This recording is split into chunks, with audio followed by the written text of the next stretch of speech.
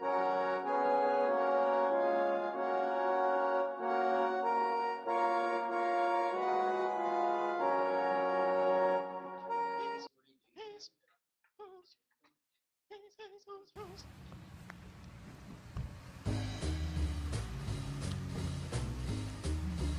had no intentions other than to chase the truth.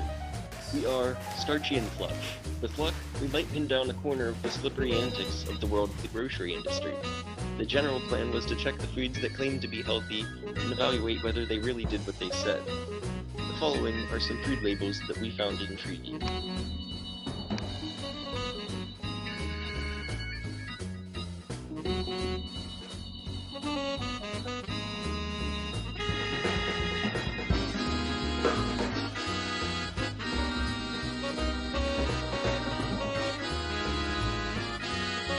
We began this investigation with high hopes and intent to find a bounty of vegan-friendly foods and juicy secrets of genetically modified organisms, or GMOs.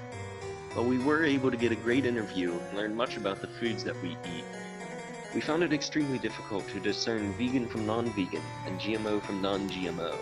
During the investigation, we were informed of just how hard it is to find vegan or GMO foods. Not because they were scarce, but because almost all of them feature the same sorts of labels and ingredients. At the Dollar Tree near Giant, all items are $1. Because of this, many of the foods in the store were all similar snack foods made of gummy sugar or starches. As we walked through the stores that have tons of food, we felt ourselves getting hungrier and hungrier. Lunchtime was upon us. Greg noted that, hey, it's cheaper than Stacks.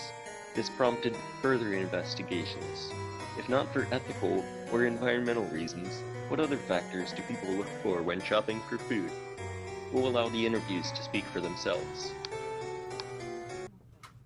What influences the foods that you choose to buy when you go out shopping? Price, Okay.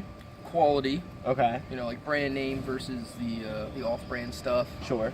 and personal taste preferences. Okay. I'm not a big veggie kind of guy, so you won't see me out there in the veggie aisle spending a day in there. Right. picking out all So stuff. you're not a produce person. You're kind of like looking at like, yo, when did they bring the cows in to slaughter so that I can Exactly. throw this on the grill? Precisely. I got. Okay. All right. That makes sense. So when you look at, you talked about quality with brand names versus off-brand. Why would you choose the brand name over the off-brand? Well, now not always choose the brand name. Okay. It all depends. Now, good meat, like Right. you were saying, good cow, something like that. Sure. Get a brand name because that's gonna carry your better quality. Right. All right. But then when you're looking at other stuff, like the cheaper stuff, like say condiments or rice or something like that, Right. where Things that don't matter too much. exactly, Yeah. exactly, you go with the cheaper, the off-brand stuff. Okay, You know, all right. help save some money for those cows. That makes sense. So, would you pay if you knew that something was organic? Would you pay more for it? That's a tough one. Mm-hmm. I don't think I would. No, I don't you think can so. Stay away from the organic. Well, if it's more expensive, I'm gonna stay away from it. But Sure. if it's good and it's the same, then yeah, I'd go for it. I'd give it a try. All right, very cool. Well, thanks, dude. Yeah, So no what problem. influences what you buy, Jamie, at the grocery store? Mostly price and taste. Price and taste. Okay, cool. So, when you look at different options that one might look at as healthier, what's the criteria that you look at? Usually just what I know from it, or just I guess the brand that you get it from. Okay, cool. Some brands are known for like taking care of their food better, or like just having less processing chemicals to make the things grow faster. Right. So a little more natural in Yeah. the food, right? Okay. More organic. So more organic, very good. That's the key word we were looking for. Dr. Gary.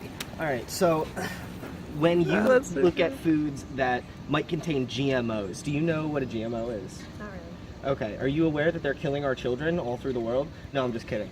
GMOs are genetically modified organisms. So it's what we're using in the food to alter it in some way. So does that turn you off of food if you know that something isn't totally natural?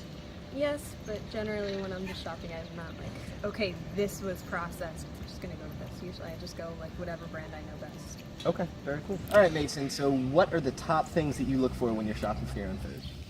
Fruits and vegetables, Okay. some kind of protein, Okay. Usually dairy.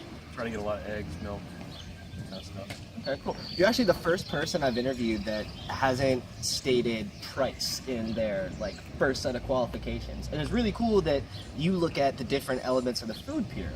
So you're definitely a more conscientious eater than the most that I've interviewed today. Not to offend those other people in the interviews, I still love you. But I noticed that you also carry around your own spoon. Do you want to tell us why you do that? I packed lunch today and ran out of time, so I had to bring my spoon with me. Okay. And why do you choose to pack your lunch over buying it at Stacks? You can find decent deals at Stacks, but it's more cost effective to pack and bring it from home. For sure, it is really expensive in there.